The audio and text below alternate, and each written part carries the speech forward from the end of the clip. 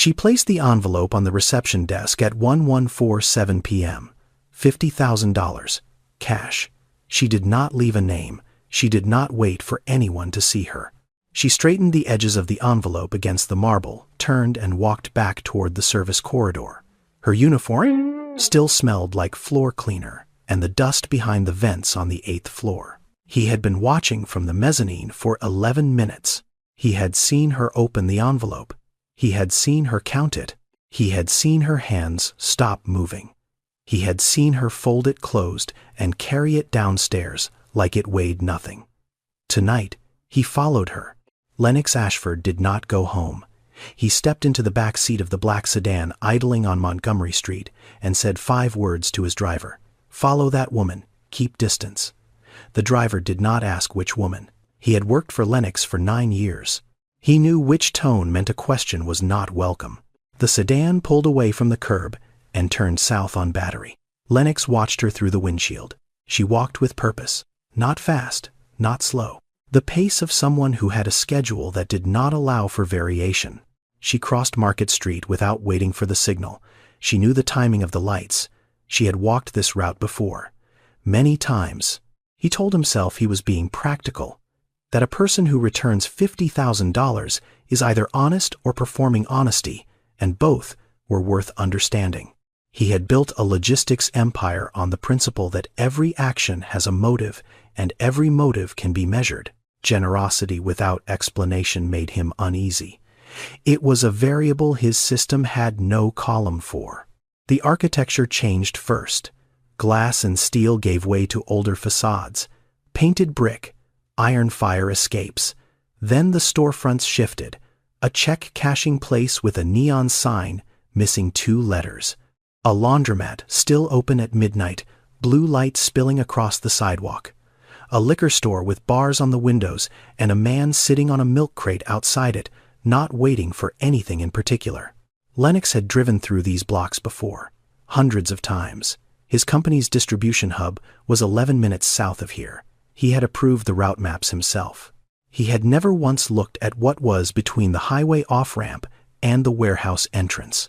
It had not occurred to him that something worth looking at existed in that space. She turned left on Eddy Street. The sedan followed at 2 blocks distance. The streetlights here were spaced farther apart. Some of them did not work. The ones that did cast a yellow that made everything beneath them look temporary. Like the light itself, was not planning to stay. She stopped in front of a building on the corner of Eddy and Laguna. 5 stories, brown stucco exterior with water stains running from the roofline to the 2nd floor. A front entrance with a security door that had been propped open with a folded piece of cardboard. She did not go in. She stood on the sidewalk for what Lennox estimated was 2 full minutes. She set down the bag she was carrying. She reached up and retied her hair. She bent down and changed her shoes. The ones she had been wearing went into the bag. The ones she put on were cleaner, softer looking.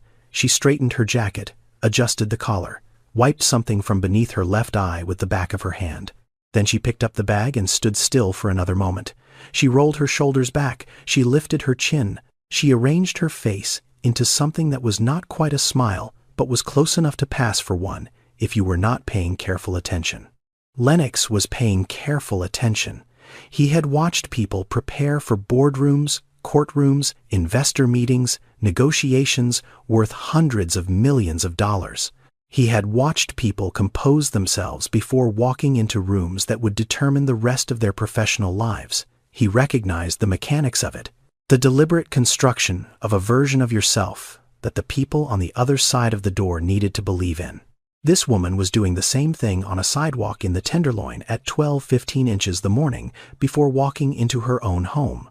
She did not want whoever was inside to know she was tired. She did not want them to see what the night had cost her.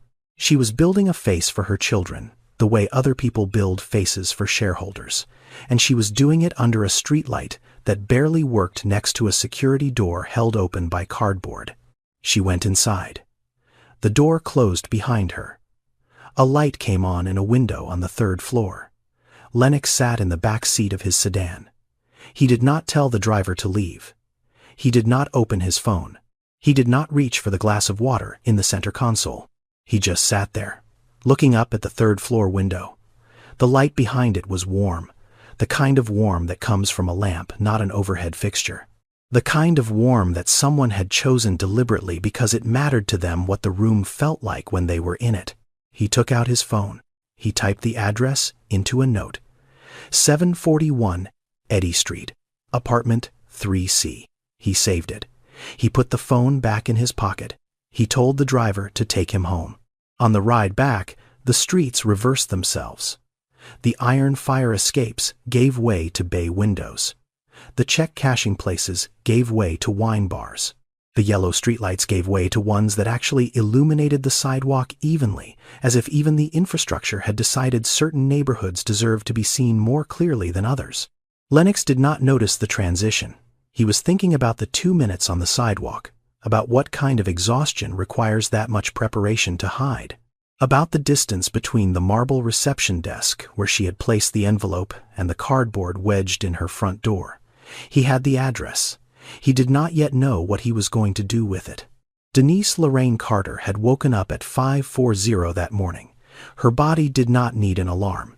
It had not needed one in 3 years. The shift ended at 6. She was home by 6:25. She slept from 6:30 to 5:40 the next evening if the children did not wake before that. They almost always woke before that. She had not slept more than 5 hours on any night in 3 years. She had stopped counting. Zuri was already at the kitchen table when Denise came out of the bedroom, 9 years old, homework spread out in front of her. A bowl of cereal she had poured herself carefully without spilling. The milk was on the counter beside her because she could not reach the refrigerator shelf where it belonged, and she had not wanted to wake her mother by dragging a chair across the floor. Denise looked at the cereal. She looked at the homework. She looked at her daughter who had organized her own morning like a woman 3 times her age because the alternative was asking for help from someone who had none left to give. She did not say anything about it. She kissed the top of Zuri's head. She put the milk back in the refrigerator. She started on Micah's breakfast. Micah was 5. He was sitting on the floor of the room he shared with Zuri. Drawing. He was always drawing. Not because he loved it more than other things, although he did love it, because drawing was the language his mouth had not yet figured out how to speak. He had a developmental speech delay.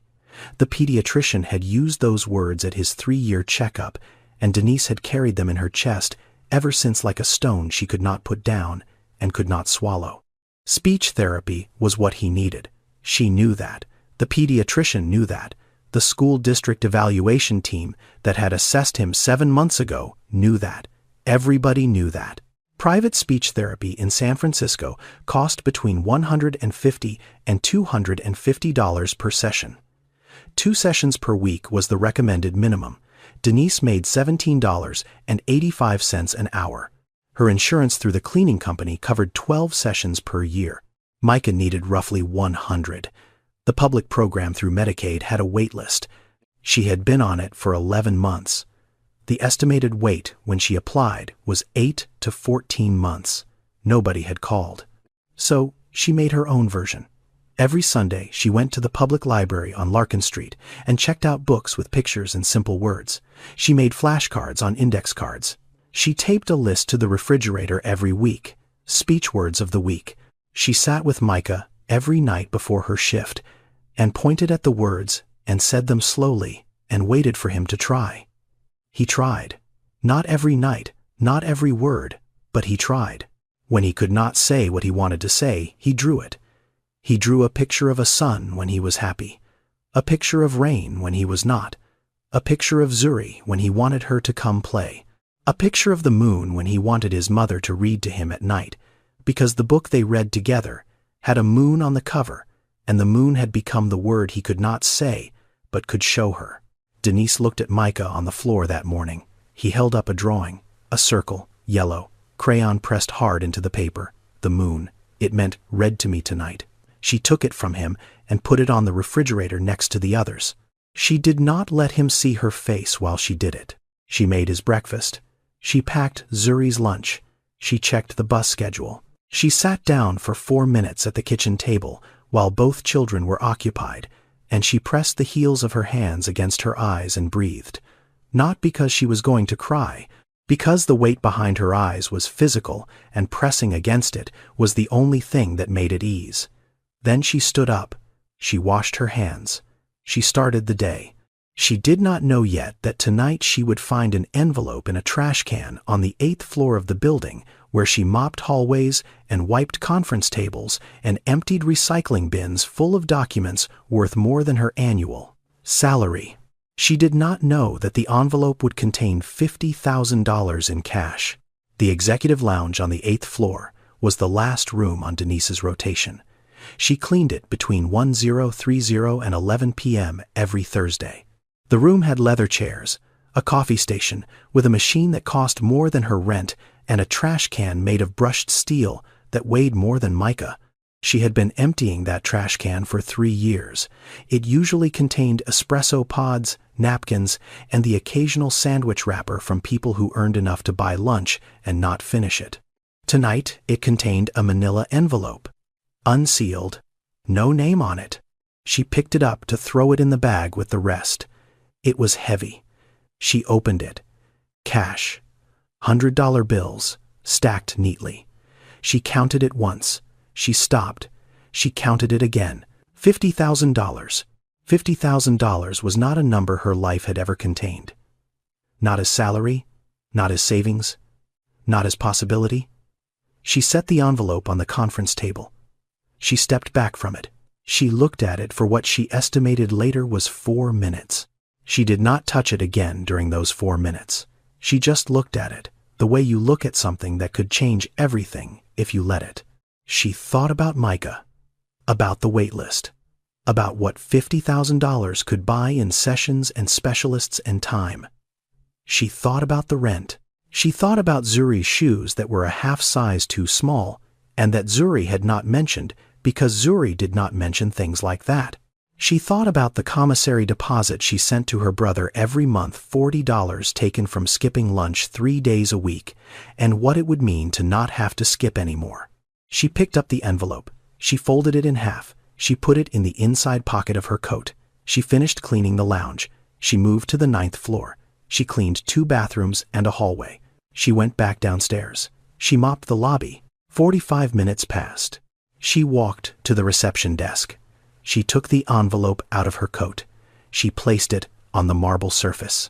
She took a scrap of paper from the notepad beside the desk phone and wrote 7 words, found in executive lounge. Thursday night shift. She placed the note on top of the envelope. She did not sign it. She did not wait. She walked back to the service corridor and clocked out at 11:52 p.m. Her hands were steady. Her coat was lighter. She did not know that the envelope had been placed there deliberately. She did not know whose money it was. She did not know that the man who owned the building had placed 3 identical envelopes in 3 different locations that week. One in the conference room on the 12th floor, one in the break room on the 3rd, one in the executive lounge on the 8th. 2 of the 3 envelopes had disappeared without a word. No note. No report to security. No mention to management. Just gone. The 3rd was sitting on the reception desk with 7 handwritten words on top of it. And the woman who had put it there was already on a bus, heading west, thinking about whether Micah would still be awake when she got home and whether the moon drawing was still on the refrigerator where she had left it that morning. Lennox Ashford started with 1 truck. A rented box truck with a transmission that slipped between 2nd and 3rd gear and a passenger door that did not close all the way. He was 22. He drove it himself.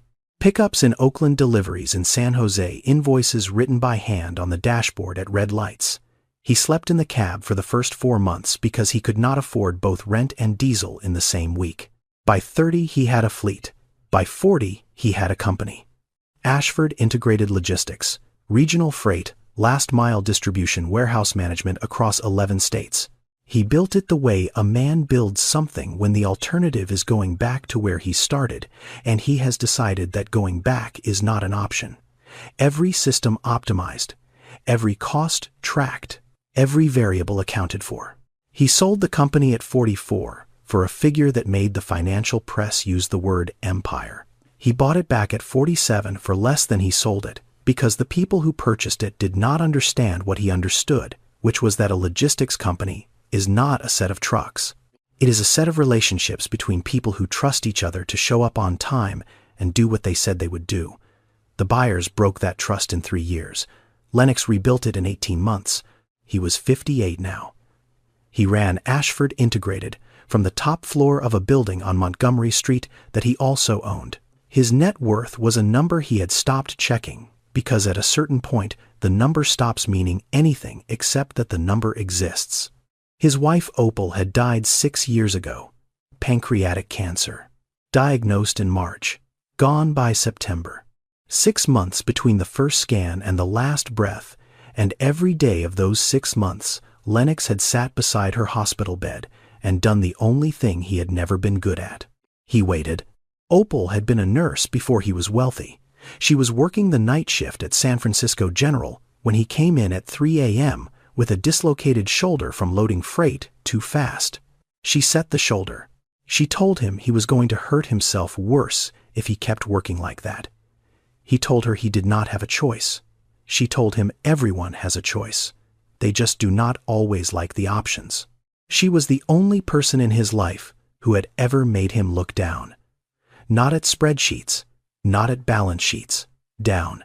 At the floor someone else was cleaning. At the driver, waiting in the rain. At the woman behind the register, whose name he had never learned despite buying coffee from her every morning for 6 years. Opal saw those people. She had been one of them. And she made him see them too, not through lectures, through proximity. She simply existed beside him in a way that made invisibility impossible. When she died, that stopped. Nobody replaced it. Nobody could. His son Kendrick was 28. He worked in the company. He was competent in the way that people are competent when they have never been required to be more than that. The relationship between them was professional. That was not an accident. It was a decision Lennox had made without realizing he was making it. He had decided that control was safer than closeness, and had applied that decision to every relationship in his life, including the one that should have been exempt. 2 years after Opal's death, Lennox was approached by a business associate named Roland Gaines. Roland ran a charitable foundation, clean water projects in sub-Saharan Africa. He needed an investor. Lennox wrote a check for $12 million. Roland Gaines spent $2 million on water and $10 million on himself. The foundation was a shell. The projects were photographs of wells that other organizations had built. The financial disclosures were fabricated. The entire thing was a performance of goodness designed to extract money from people who wanted to believe they were doing something real. The Federal Trade Commission estimated that Americans lose over $700 million a year to charitable fraud. Lennox had not known that number before he became part of it. He learned it the way most people learn statistics that matter, after it was too late for the statistic to help. He did not recover the money. He recovered something worse, a conviction, a settled belief that had been forming in him since before the fraud, and that the fraud merely confirmed. Everyone performs goodness when they think someone is watching. The only real measure of a person is what they do when they believe no one is. He tested this. 3 envelopes, $10,000 each, placed in 3 locations inside the building on Montgomery Street, where 400 people worked, and no one expected to be observed by the man whose name was on the deed. Conference room on the 12th floor. Break room on the 3rd. Executive lounge on the 8th. 2 of the 3 disappeared. No one reported finding them. No one turned them in. Lennox was not surprised. He had stopped being surprised by that particular outcome a long time ago. The 3rd envelope was different. The 3rd envelope was placed on a reception desk at 1147 p.m. with a handwritten note. 7 words. No name. And Lennox Ashford, who had not been surprised by a person in 6 years, sat in his home office on a Friday morning and read Opal's last letter for the 190th time. She had written it 4 days before she died. Her handwriting was uneven. The pen had shaken, but the words were clear. Asterisk. You will know them by what they do with what they cannot afford to lose. Asterisk. He had read that sentence every morning since the funeral. It had become a ritual, a thing he did because he had promised her he would. But rituals without understanding are just habits. And habits do not change you. They just keep you in place. He read the sentence again. He did not yet understand what it meant, but for the first time in years he wanted to.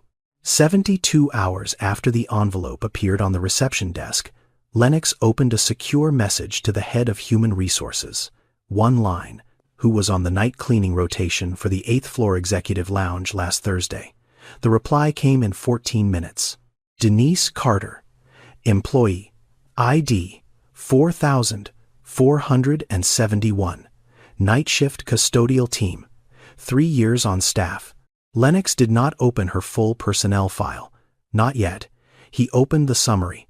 1 page, hire date, shift schedule, emergency contact listed as a neighbor, not a spouse, not a parent, a neighbor. He scrolled to the performance section. 3 years of quarterly reviews. Every box checked satisfactory or above. No disciplinary actions. No incident reports. No formal complaints. No requests for schedule change. No requests for pay advance. No sick days taken despite being entitled to 6 per year under the company's custodial contract. At the bottom of the most recent review, the night shift supervisor had written a note. 4 sentences. Reliable. Never late. Never complains. Never asks for anything. Lennox read the note twice. The first 3 sentences were the kind of thing managers wrote about good employees. The 4th sentence was different. Never asks for anything. He sat with that sentence for a moment. It did not describe a person who had no needs. It described a person who had decided that having needs was not something she could afford to do out loud. He picked up his phone and called his personal assistant, not the company assistant, the one who handled matters that did not go through official channels. I need background on an employee, discreet, not through HR. Her name is Denise Carter. The report came back the next morning. 1 page. Single. 2 children. A daughter aged 9. A son aged 5. The son had a documented developmental speech delay. He had been on a Medicaid waitlist for speech-language therapy for 11 months. In California, the average wait for Medicaid-funded speech therapy ranged from 6 to 18 months, depending on the county. San Francisco County was on the longer end. The boy had not yet been seen. The family lived in a Section 8 subsidized apartment on Eddy Street. Section 8 vouchers in San Francisco had a wait list that ran between 2 and 7 years. Many landlords in the city refused to accept them. The ones who did often managed properties with deferred maintenance, broken elevators, and heating systems that worked intermittently. The apartment on Eddy Street was one of those. Denise Carter earned $17.85 per hour. She worked 5 nights a week. She had no second job listed, though the assistant noted that her transit card showed activity consistent with weekend errands that covered a significantly wider area than someone without additional obligations would typically travel. She had not applied for any of the company's employee assistance programs. She had not used the child care reimbursement benefit that was available to all full-time staff. She may not have known it existed. Most hourly employees did not. Lennox sat at his desk, the file open in front of him. 1 page. It was not a complicated document. Single mother, 2 children, one in need of medical care that the system had placed on hold. An apartment held together by a voucher that took years to receive and that could be revoked for reasons as small as a missed recertification appointment. A salary that covered the basics, if you defined basics as the bare minimum required to keep a household from falling below the line, where falling meant not being able to get back up. He looked at the file. This was the woman who found $50,000 in a trash can and returned it with a handwritten note. He put the file down. He picked up his phone. He did not call HR. He did not call his lawyer. He called his driver. The sedan pulled up to the corner of Eddy and Laguna at 7:15 p.m. Lennox told the driver to park across the street. Engine off, lights off. The driver did not ask why. 9 years. The building looked worse in daylight than it had at midnight. The stucco was cracked along the 2nd floor. 2 windows on the 4th floor were covered with plastic sheeting instead of glass. The front entrance still had the same security door with the same piece of cardboard propping it open. Nobody had fixed it. Nobody was going to. Lennox sat in the back seat and watched. At 7:40, a bus stopped at the corner. Denise stepped off. She was carrying 2 bags, one in each hand. The bag in her left hand was heavier, groceries. The bag in her right hand was lighter, the shape of it rectangular, books. He could see the edge of a library sticker on the bag. She walked to the building entrance. Before she reached the door, it opened from inside. A girl came out, 9 years old. She took the heavier bag from her mother's hand without being asked. She turned and went back inside. The motion was practiced. This was a system they had built together. Not discussed, just built. Through repetition, through necessity, through the understanding that this was how things worked in their household, and that asking why was a luxury neither of them had time for. Denise did not follow her daughter inside immediately. She stood at the entrance. A boy appeared behind the glass door, smaller, 5 years old. He did not speak. He held up a piece of paper, a drawing, pressed flat against the glass so she could see it from outside. Denise looked at the drawing. She smiled. Not a big smile. A careful one. The kind of smile that costs something to produce at the end of a day like the one she had just finished. She opened the door and took the drawing from his hands. She held it like it weighed something. Then she went inside. Lennox watched from the car. The 3rd-floor window lit up. The same warm light from the lamp he had seen before. Through the window he could see the kitchen. Denise sat down at a small table. She opened one of the library books. The boy climbed onto the chair next to her. The girl sat on the other side with a notebook open in front of her. Homework. Denise began reading to the boy. Slowly, pointing at the pages. He could see her mouth forming the words with deliberate care. The boy watched her lips. He watched the page. He watched her lips again. On the refrigerator behind them, Lennox could make out a piece of paper taped to the door. He could not read the words from this distance, but the format was clear. A list, handwritten. Below it, a row of small drawings taped with strips of what looked like masking tape. The boy's drawings, lined up neatly, each one given a place, given permanence. She was teaching him herself. With library books and index cards and a list on a refrigerator, and the patience of someone who did not have the money to pay for the help her son needed, and had decided that not having the money did not mean not doing the work, Denise stopped reading. The boy looked at her. He opened his mouth. A sound came out. Not a word exactly, something between an attempt and a breath. Denise did not correct him. She did not prompt him. She did not look away. She waited. He tried again. His mouth moved differently this time. His lips came together and then apart in a shape that was closer to something recognizable. Moon. The word was quiet, imperfect, but it was there. Denise did not react. She did not clap. She did not praise him. She turned the page of the book to a picture of the moon and kept reading as if nothing extraordinary had happened, as if the word had always been there and he had simply found it at the right time. Lennox sat in the back seat of his car on Eddy Street. The engine was off. The windows were up. The street was getting dark. He had not moved in several minutes. He had not reached for his phone. He had not checked the time. He had not thought about the office, the company, the quarterly projections, the board meeting next Tuesday, or the 11 emails his assistant had flagged as urgent before close of business. He was watching a woman read to her son by lamplight through a 3rd-floor window, in a building he would not have entered for any reason he could have named that morning. He had not sat this still since the night Opal died. Denise Lorraine Carter was born in Bayview Hunters Point, a neighborhood in the southeast corner of San Francisco, where the houses were smaller, the streets were louder, and the distance to the rest of the city was measured not in miles, but in what people on the other side of that distance chose to see and chose not to. Her father was Reginald Carter, a plumber. He worked 6 days a week for a company that sent him to houses in neighborhoods he could not afford to live in, where he fixed pipes under kitchen sinks that cost more than his truck, and drove home at night to a house that was small, paid for, and his. Her mother was Clarice Carter. She worked prep at a restaurant in the Mission, chopping, washing, portioning. She came home smelling like onions and bleach.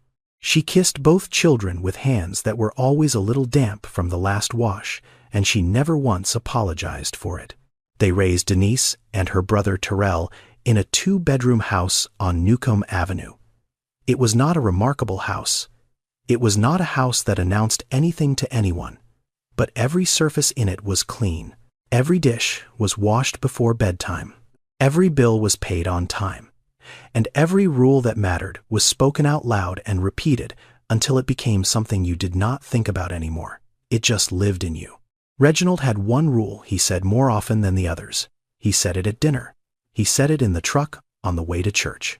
He said it standing in the checkout line at the Safeway on 3rd Street when Denise was 8 years old and she found a $20 bill on the floor between the cereal aisle and the frozen section, and she picked it up and looked at him with the face of a child who has just discovered that the universe sometimes puts money on the ground for no reason. If it is not yours, it is not yours. Does not matter how much you need it. Does not matter if nobody is looking. He walked her to the service desk. She handed the 20 to the manager. The manager looked at Reginald like he was wasting everyone's time. Reginald did not care what the manager's face did. He cared what his daughter's hands did, and her hands gave it back. Reginald died when Denise was 19. A stroke on a job site in Daly City. He was under a sink when it happened. The homeowner found him. Denise was in her 2nd semester at City College of San Francisco. She dropped out that week, not because she wanted to, because the math changed. When your father dies on a Tuesday and your mother cannot cover rent alone by Friday, the math does not wait for you to grieve.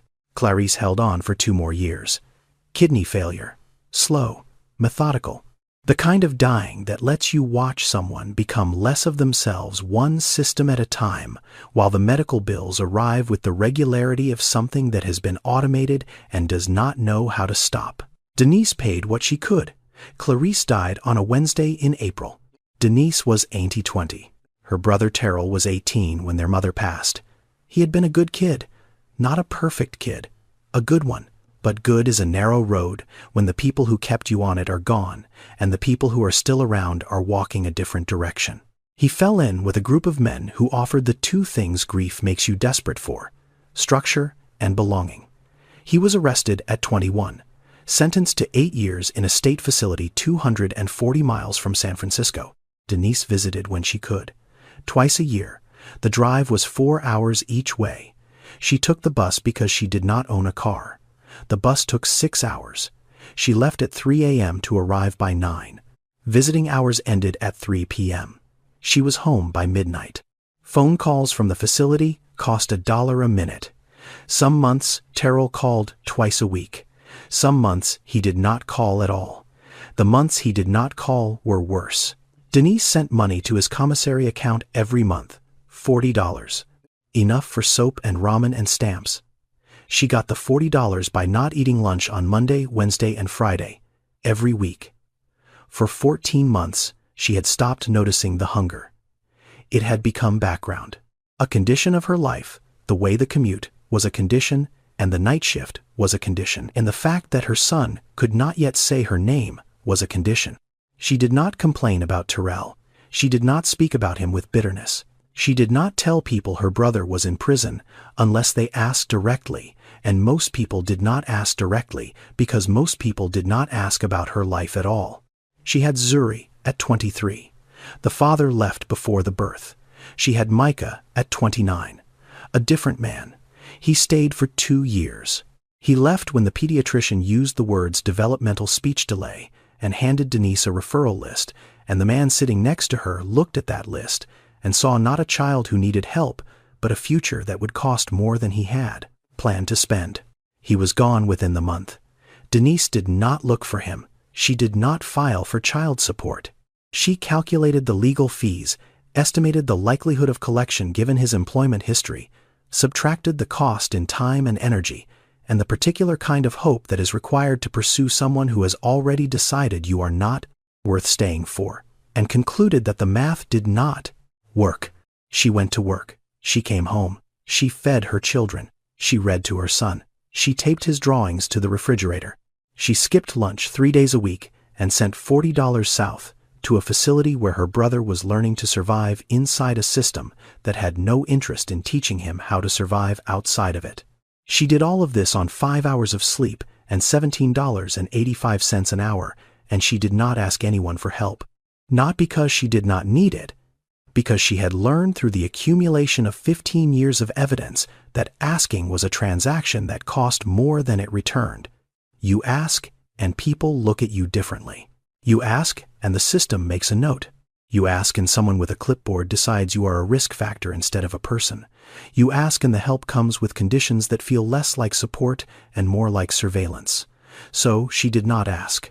She carried it, the way her father carried pipes to houses he would never own, the way her mother carried the smell of someone else's kitchen home every night, the way her brother carried time in a place that measured his life in days remaining.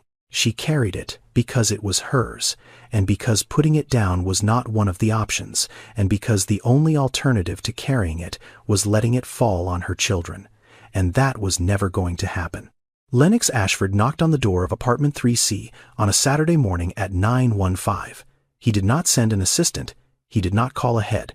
He did not arrange a meeting through HR or schedule a time through the building management office. He drove to Eddy Street, walked through the front entrance with the cardboard still wedged in the security door, climbed 3 flights of stairs that smelled like cooking oil and laundry detergent, and knocked. Denise opened the door. She was wearing a gray sweatshirt and jeans. Her hair was pulled back. She looked at him the way a person looks at something that has appeared in the wrong place. "My name is Lennox Ashford. I own the building you work in. I know who you are. You returned an envelope last Thursday. It was not mine." He paused. She did not fill the silence. She held the door at an angle that allowed her to see him fully without opening it wide enough for him to see inside. "I know. That is why I am here." She looked at him for a moment. Then she opened the door the rest of the way. Not because she trusted him, because she had decided that whatever this was, it was better to face it standing up than to wonder about it later. The apartment was small, 2 bedrooms, a kitchen that doubled as a dining room, a living room that doubled as a play area. On the floor near the window, Micah sat with a sheet of paper and a box of crayons. He did not look up. He was drawing. Zuri was at the kitchen table reading a book that was too advanced for most 9-year-olds and exactly right for a child who had been raising herself since she was 6. Lennox sat at the kitchen table because Denise gestured toward the chair, and he understood that sitting was not optional. Standing in her home while she sat would have made this something it was not. He told her what he had come to say. He did not make it long. He did not make it emotional. He spoke in the language he knew best. Structure. There was a position in his company. Operations coordinator. Entry-level management. The salary was 3 times what she currently earned.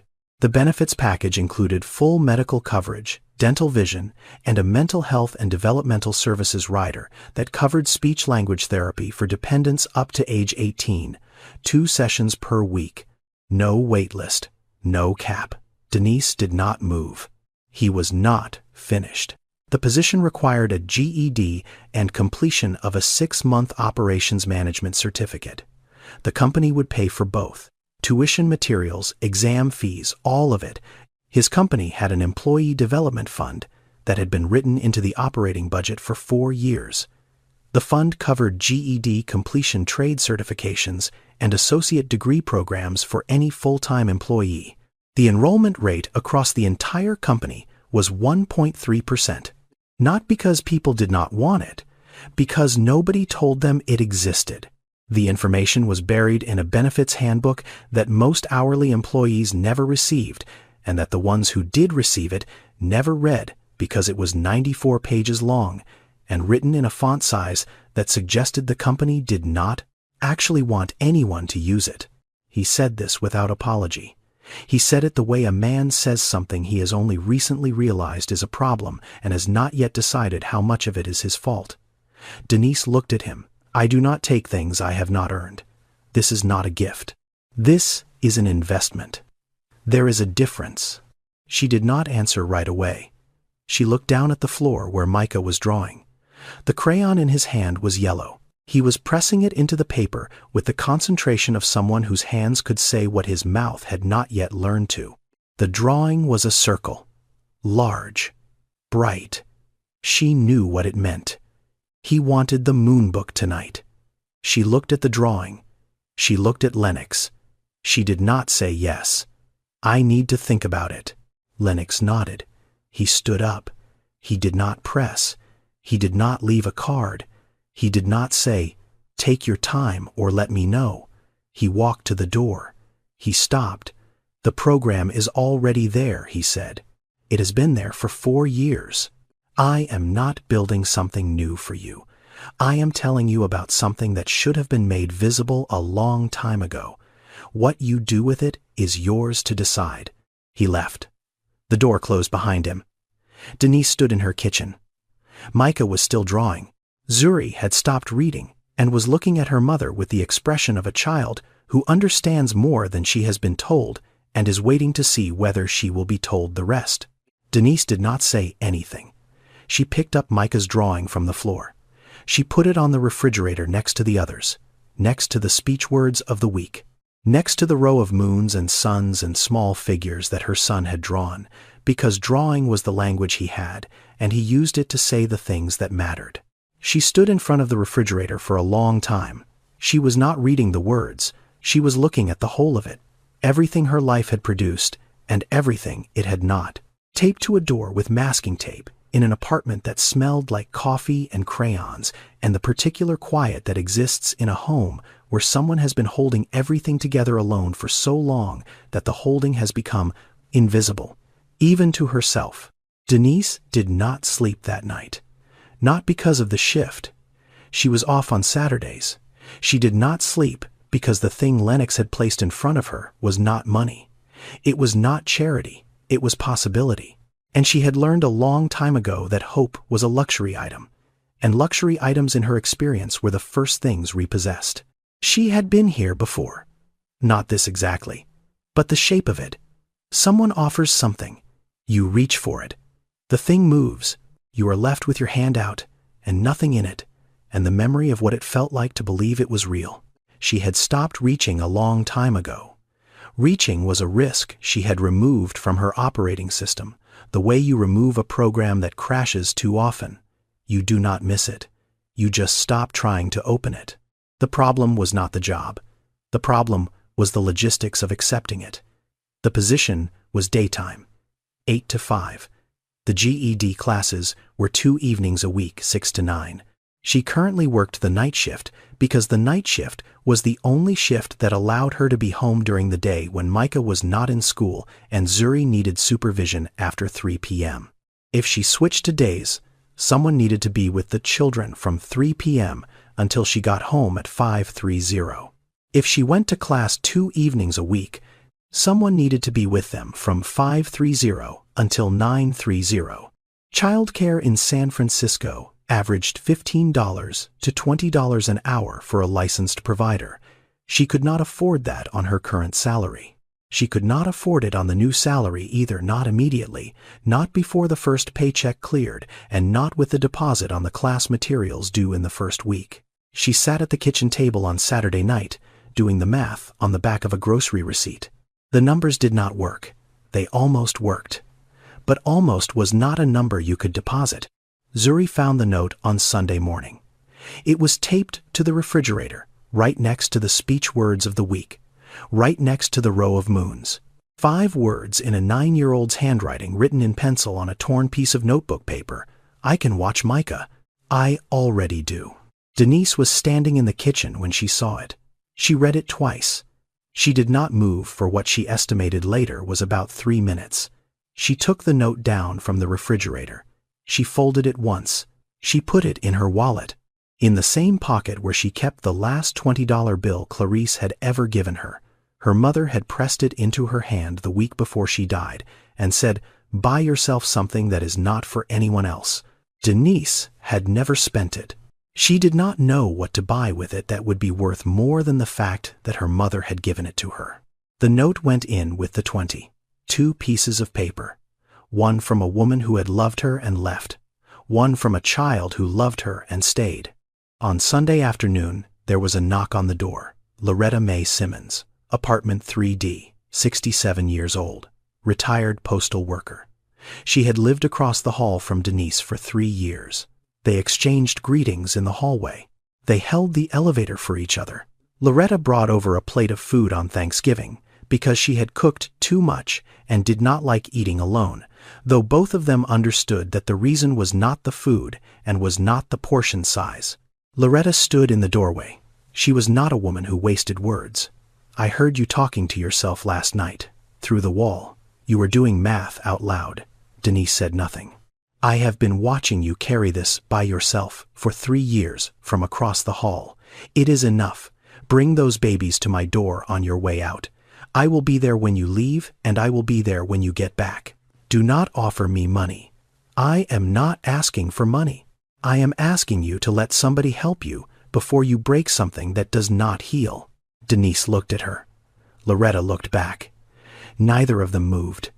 In black communities across America, this was not unusual. This was the system, not the one with case files and eligibility requirements and 94-page handbooks, the other one, the one built on proximity and observation and the understanding that the woman across the hall was not a stranger. She was infrastructure. She was the reason children got fed and dressed and supervised while their mothers worked jobs that did not pay enough to afford the systems that were supposed to provide exactly this. Loretta did not wait for an answer. She patted the doorframe once. She turned around. She went back to 3D. Denise closed the door. She sat down at the kitchen table. She opened her wallet. She looked at the 20. She looked at the note. She looked at the speech words of the week on the refrigerator and the moon drawings and the life she had assembled from nothing with nothing, and she understood that the nothing had never been nothing. It had been Zuri making her own cereal without waking her. It had been Loretta bringing plates of food for reasons neither of them named. It had been Micah drawing pictures of what he could not say and trusting her to understand them. She picked up her phone. She dialed the number on the card Lennox had not left. She had memorized it from the company directory posted on the custodial break room wall. She had memorized it the night she started working there. Not because she thought she would need it, because she memorized everything. It was how she survived. The phone rang twice. "This is Denise Carter. I will take the position." The first month was the hardest month Denise had experienced since the year her mother died. The position started on a Monday. She arrived at 7:45, 15 minutes early. She sat at a desk she had cleaned the underside of for 3 years and opened a computer that required a login she did not yet have. An IT technician set it up for her in 10 minutes and left without explaining how the email system worked. She figured it out by 11 a.m. She did not ask anyone for help. The second week, she sat in her first operations meeting. 14 people around a conference table she had wiped down every Thursday night for 156 consecutive weeks. She did not speak. She took notes on a legal pad. She listened. She went home that night and read until 1 a.m. By the end of the second month, she could navigate the logistics management software, the inventory tracking system, and the internal communications platform. She had taught herself Excel from a library book and a series of free tutorials she watched on her phone during lunch breaks. She ate lunch now. Every day, sitting down, at a table, in a break room where she used to empty the recycling bins. In March, Micah started speech therapy, real sessions, twice a week, with a speech-language pathologist named Dr. Yvonne Hadley, who had been doing this work for 22 years and who sat with Micah on his first session and watched him draw a moon before she asked him to say anything at all. In the second session, Dr. Yvonne asked Denise about the flashcards, about the speech words of the week, about the library books and the refrigerator and the system Denise had built from nothing, because the real system had put her son on a list and left him there. "Doctor," Yvonne looked at her for a moment, "you have been doing my job with a library card and tape on a refrigerator." Denise did not respond to that. There was nothing to respond to. She had done what was available. What was available was a library and tape. So that is what she used. In April, Denise found the routing error. It was in the warehouse distribution system. A misalignment between the loading dock schedule and the driver dispatch sequence that caused a 40-minute gap every Tuesday and Thursday afternoon. Nobody in operations had noticed it. Not the logistics managers, not the analysts, not the consultants the company had hired twice in the past 18 months to optimize exactly this process. Denise noticed it because she had mopped the warehouse floor at 11 p.m. on Tuesdays and Thursdays for 3 years. She had watched the trucks sit idle. She had seen the drivers waiting. She had counted the minutes because she counted everything. She counted the same way her father counted pipes, and her mother counted onions, and her brother counted the days. It was a family habit. It was how they made the math work. She brought the error to her supervisor. The supervisor brought it to the operations director. The operations director brought it to a meeting. Denise was asked to present the solution. She stood at the front of a conference room with a whiteboard marker in her hand and explained the problem in 4 minutes. She had rehearsed it 11 times the night before in her kitchen, while Loretta watched the children. Lennox was in that meeting. He sat in the back row. He did not speak. After the meeting, he sent one message to his assistant. She is better than half the people in that room, and she knows it. That is the difference. In May, Micah said a full sentence. His therapist recorded it. Denise was sitting in the session observation room on the other side of the glass when it happened. She put her hand over her mouth. She did not make a sound. Doctor. Yvonne looked through the glass at her. Neither of them said anything. Neither of them needed to. In June, Denise completed the Operations Management Certificate. She passed the exam on the first attempt. She scored in the top 3% of her cohort. She did not tell anyone the score. Zuri found the results letter in the kitchen and taped it to the refrigerator without asking. Next to the moons. Next to the words. Next to everything else that mattered in that apartment. The first full sentence Micah ever spoke was not the one anyone expected. 8 months after the envelope, the call came on a Tuesday afternoon. Lennox was in his office on the 30th floor. The head of accounts receivable was on the line. There was a discrepancy. The $50,000 envelope that Denise had returned did not match any of Lennox's disbursements. He had placed 3 envelopes, each containing $10,000. Conference room on 12. Break room on 3. Executive lounge on 8. All 3 were drawn from the same discretionary account. All 3 were documented. The $10,000 envelope for the executive lounge was recovered from the reception desk. The note matched, the date matched, but the amount did not. The envelope Denise returned contained $50,000, 5 times the amount Lennox had placed. He asked accounts receivable to trace it. The answer came back in 2 hours.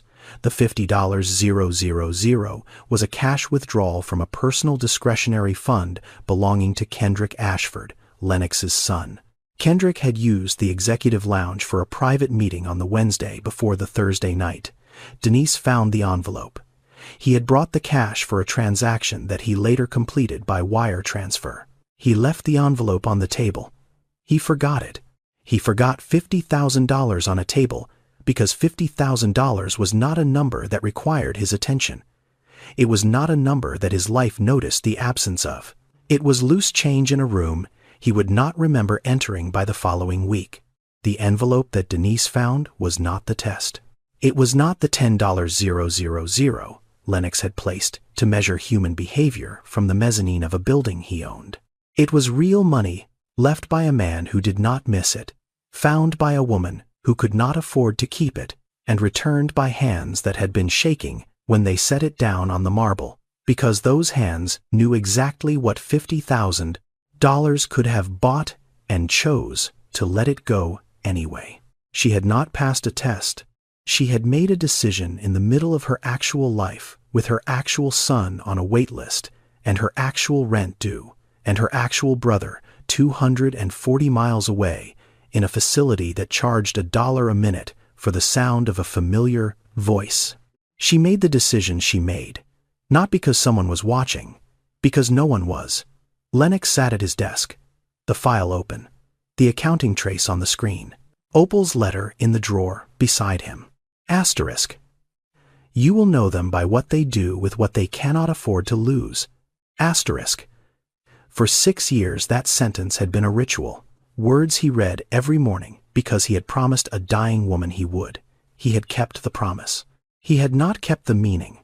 The meaning had slipped away from him the way meaning does when you repeat something so often it becomes sound without weight. It had weight now. He picked up his phone. He called Kendrick. Your money was returned. The envelope you left in the executive lounge. Kendrick paused. I did not know I left it. I know you did not. It was returned by the woman who cleans the floor you walk on. She earns in a month what you left on a table and forgot. The line was quiet. Think about that. He hung up. Kendrick Ashford arrived at his father's office at 6 p.m. on a Wednesday. He had not been asked to come. He had been told to think about something, and he had spent 3 days thinking about it, and the thinking had not stopped, and so he came. He was 28 years old. He had grown up in the house on Pacific Heights after the money had already arrived. He had attended private school. He had attended a university that cost more per year than Denise Carter earned in 3. He had entered his father's company at 23 with a title and an office and an understanding that both had been provided, not earned. He knew this. He did not talk about it. He was not a cruel person. He was not unkind. He held doors open. He said please and thank you in restaurants. He donated to causes his assistants selected from a curated list every December. He was by every visible measure a decent man. But decency and awareness are not the same thing. You can be decent and still not see the people standing 3 feet from you. You can be decent and walk across a floor someone else cleaned at 4 a.m. and never once wonder whose hands did the work or what those hands went home to afterward. Kendrick sat down across from his father. The office was quiet. The city was visible through the glass behind Lennox's desk, 30 floors up, far enough from the street to forget the street existed. Why does it matter to you that she returned it? Lennox did not answer immediately. He looked at his son the way he had been looking at things recently, not through the lens of assessment, through something older. Something Opal had left in him that he had only just found again, because your mother would have returned it. The room was quiet. Kendrick looked at the desk, at his hands, at the window behind his father. Mom was not poor. No. But she was a nurse making $42,000 a year when I met her, and she would have returned it. Poverty had nothing to do with it. Kendrick did not respond.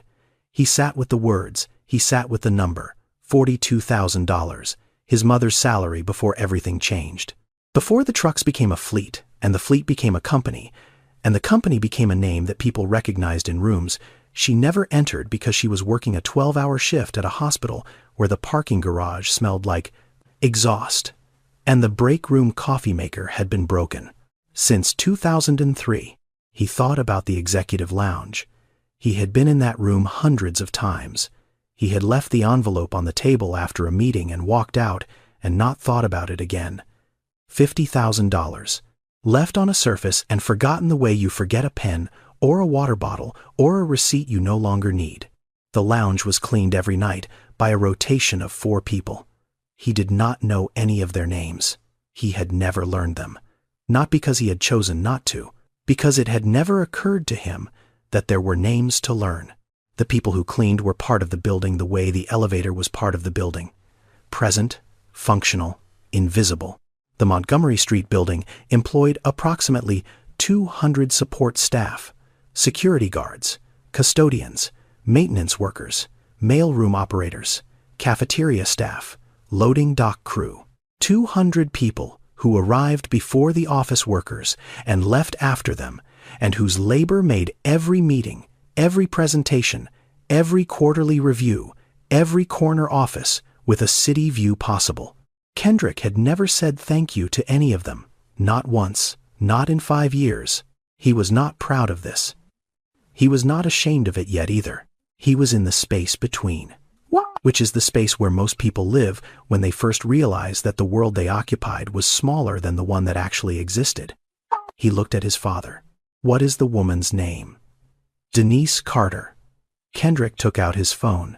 He opened the Notes app. He typed the name. 2 words. 8 letters and 6 letters. He saved it.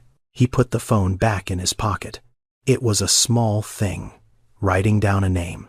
It did not change anything about the structures that had made her invisible to him. It did not undo the distance between the 32nd floor and the basement utility room. It did not make him a different person. But it was the first name he had written down that belonged to someone his life had been built on top of without him knowing. And writing it down meant he could no longer say he did not know it. He sat with his father for another 10 minutes. Neither of them spoke. It was the longest they had been in the same room without discussing the company in years. 1 year later, Denise Carter moved into a 2-bedroom apartment on Fulton Street. She paid the rent herself. Not from charity, not from a program, not from an envelope left on a table, from a salary she had earned over 12 months of work that nobody had given her and nobody could take away. The apartment was on the 2nd floor. It had windows that faced west. In the late afternoon, the light came through those windows at an angle that made the kitchen warm without turning on a lamp. Denise noticed this the first time she walked through the empty rooms with the landlord. She did not mention it, but it was the reason she chose this apartment over the other one that was $80 cheaper. The light mattered. She could not explain exactly why. It just did. Zuri had her own room for the first time. She stood in the doorway of it on moving day and did not go in right away. She looked at the space. The walls were white. The floor was clean. The window was open. She stood there for a moment with the expression of a child who has been given something she did not ask for and does not yet know how to hold. Then she went in. She put her backpack on the floor. She sat on the bed that Denise had bought from a second-hand store on Divisadero for $75 and had cleaned with vinegar and a cloth until it smelled like nothing but clean. Zuri lay down. She looked at the ceiling. She closed her eyes. She was asleep in 4 minutes. She was 10 years old, and she had not had a room to herself since she was born. She slept for 2 hours without moving. Micah was 6 now. He had been in speech therapy for 10 months, twice a week. Dr. Yvonne had documented his progress in a file that was now 44 pages long. He could say 85 words consistently. He could form short sentences. He could ask for things. He could name the people in his life. He could say Zuri. He could say Loretta. He could say Mom. Loretta came to the new apartment that first evening. She brought a dish she said she had made too much of. She had been making too much of things for the past year, enough for 4, not because she miscounted, because 4 was the number she cooked for now. Herself, Denise, Zuri, Micah. She did not live with them. She did not need to. She came every evening because that is what family does, and she had decided a long time ago that family was a thing you built, not a thing you were assigned. Denise unpacked the last box in the kitchen. She had labeled it with a single word, keep. Inside the box were 3 things: a $20 bill in a small envelope, her mother's last gift. Buy yourself something that is not for anyone else. She had never spent it. She would not spend it now. A torn piece of notebook paper in a child's handwriting. I can watch Micah. I already do. A scrap from a reception desk notepad, found in executive lounge. Thursday night shift. She taped all 3 to the new refrigerator. Below them, she taped the current speech words of the week. Below that, the row of drawings, the moons, the suns. The small figures Micah had drawn across 2 years of learning to say what his hands had always known.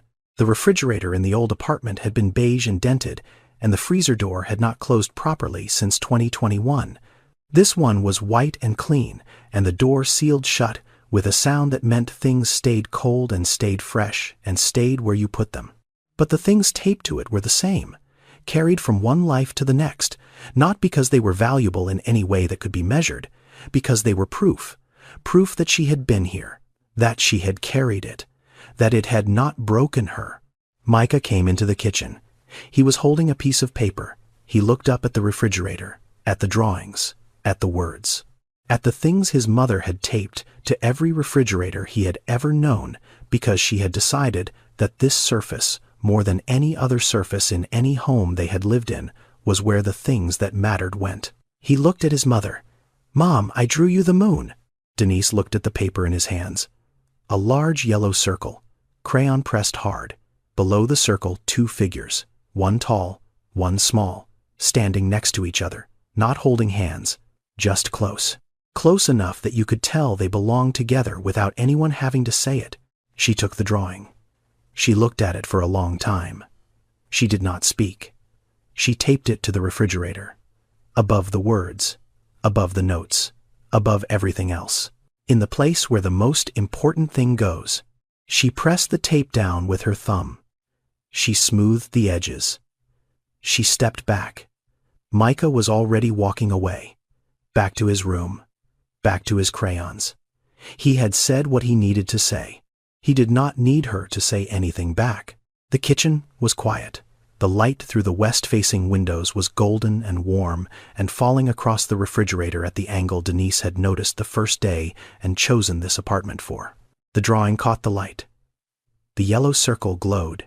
She stood in her kitchen, in her apartment, in a life she had paid for with every night shift and every skipped lunch, and every morning she woke up at 5:40 and did not stop moving until the children were asleep and the kitchen was clean and the words were taped to the prosts.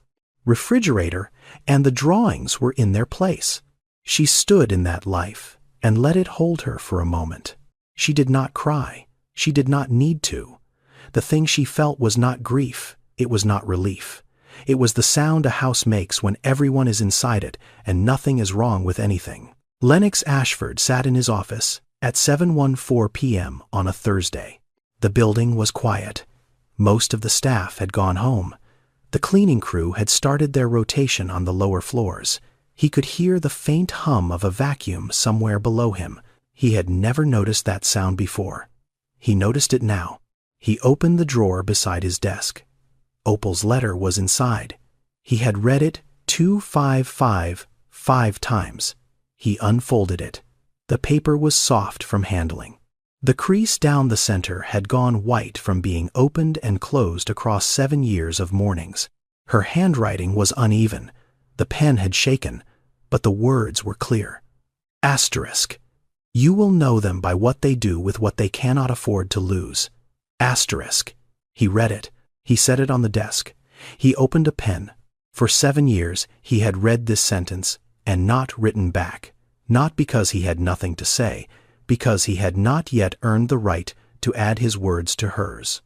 He had read her sentence the way you read scripture, with reverence, without response, as if responding would diminish it. Tonight, he wrote below her words, in his handwriting, which was steady and precise and nothing like hers. I found her. She was cleaning the floor I walked on and I almost did not look down. He looked at the sentence. He did not cross it out. He did not revise it. He folded the letter along the same crease and placed it back in the drawer and closed the drawer and sat still for a moment. Then he stood up. He put on his coat. He walked to the door of his office. He did not press the elevator button. He opened the stairwell door. 30 floors. He walked every one of them, not because he needed the exercise, because he had spent 20 years moving through this building without touching it, without hearing the echo of his own footsteps in the concrete between floors, without passing through the spaces that connected one level to the next. He had always arrived. He had never traveled. He reached the ground floor. He pushed open the stairwell door. The lobby was lit. The marble floor was clean, freshly cleaned. He could smell the faint trace of the solution that someone had used to mop it 20 minutes ago. He walked to the security desk. A man sat behind it.